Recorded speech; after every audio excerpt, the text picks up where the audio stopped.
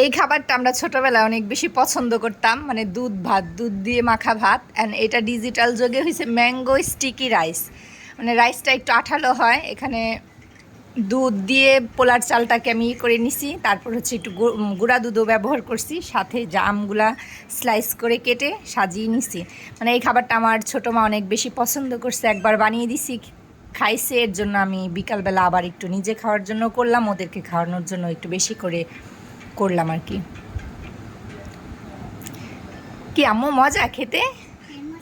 এটা কি বলো তো? Mango sticky rice. হ্যাঁ, এটা দুধ ভাত, আম দিয়ে দুধ ভাত। হ্যাঁ, এটার এখন কত ঢঙের নাম হয়েছে, ম্যাঙ্গো স্টিকি রাইস। এই যে মৌসুমের আম দিয়ে, দুধ দিয়ে, তারপর হচ্ছে পোলার চাল, এটাকে একটু নরম করে রান্না করে দেন হচ্ছে দুধ, মানে গরুর দুধ আর এমনি গুঁড়া দুধ অ্যাড করে একটু জ্বালাইয়ে তারপরে এটার উপরে আম দিয়ে দিছি। এই যে এই খাবারটা একটু ঠান্ডা খেতে বেশি ভালো লাগে।